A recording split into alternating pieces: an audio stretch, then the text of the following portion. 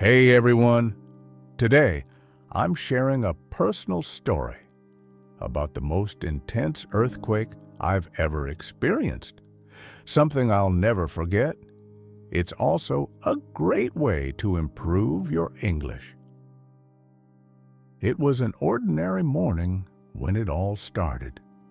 I woke up early, as I usually do, for a cup of coffee and a moment of quiet before the hustle of the day. The sun was just beginning to rise, casting a soft golden glow over the sleepy city. I had no idea that this would be the day everything changed, the day I would face the greatest earthquake of my life.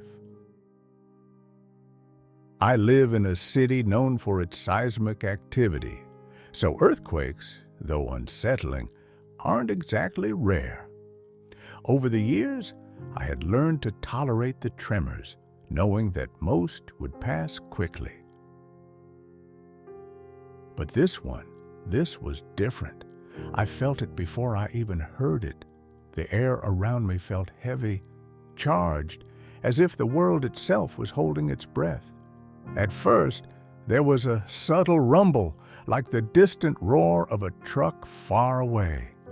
I paused, feeling it beneath my feet, the floor gently vibrating like a deep hum beneath the earth. Another small tremor, I thought, taking another sip of my coffee, trying to ignore the slight unease crawling up my spine.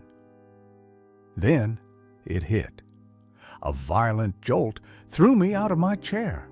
The entire building shook like a leaf in a storm, walls cracking and windows rattling.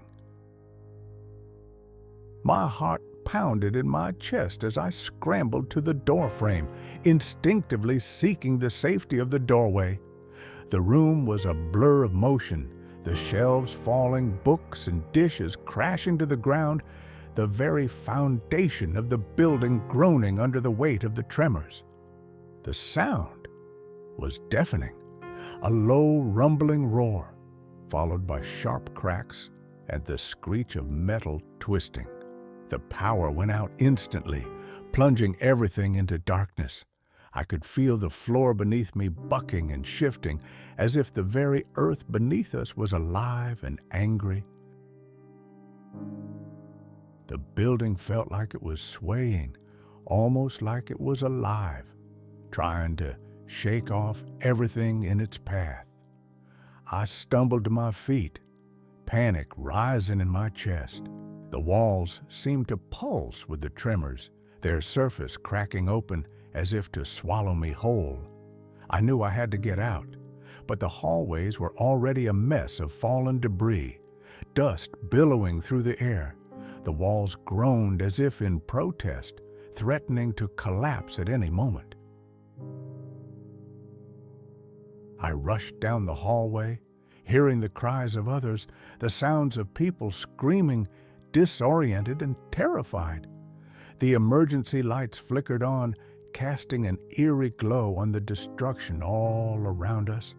As I passed open windows, I could see the cityscape, buildings swaying, streetlights swerving, cars skidding out of control as the earth continued to shake violently.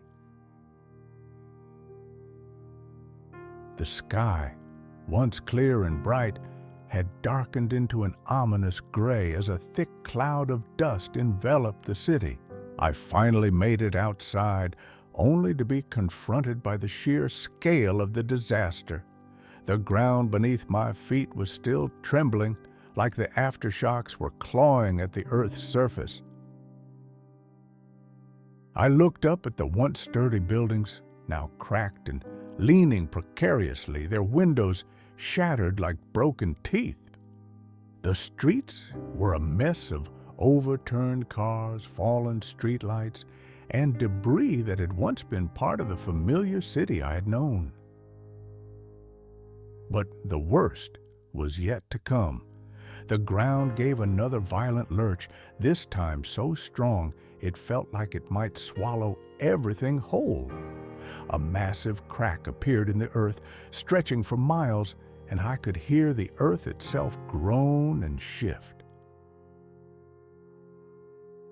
The shock waves were so intense that they rattled the buildings miles away. The sound was like a freight train barreling toward us, and I could see dust rising in huge plumes, engulfing entire blocks. I ran, my legs burning with effort, as I tried to reach the nearest open space. But the earth beneath me seemed to have a mind of its own, swallowing the sidewalks, crumbling the roads, and opening up massive fissures in the ground. It felt as if the entire world was being torn apart, piece by piece. I don't know how long the shaking lasted, minutes, hours. Time felt irrelevant in those moments, lost to the chaos and terror. But when it finally subsided, the world was unrecognizable. The once bustling streets were eerily quiet, save for the distant sound of sirens and the crackling of flames from broken gas lines. Buildings that had once stood proud now lay in ruins, their shattered remains a testament to the power of the earth beneath our feet. I stood there, trying to process it all, my body shaking from both the trauma and the aftershocks that still rattled the city. The air was thick with dust, and the smell of burning wood and metal hung heavy in the air. But amidst the chaos, there was a strange quiet, a stillness that hung over the city like a blanket.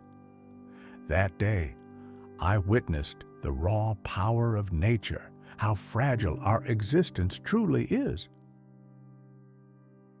It reminded me that no matter how advanced we become, we are still at the mercy of forces far beyond our control. As I looked around at the devastation, I knew one thing for certain: nothing would ever be the same again. The greatest earthquake I'd ever faced had shown me just how easily the world can be shaken, physically and emotionally. The only thing that remained was survival and the will to rebuild. And as I stood there amidst the rubble, I realized that the strength of humanity lies not in how we stand during the calm, but in how we rise when the earth itself trembles beneath us.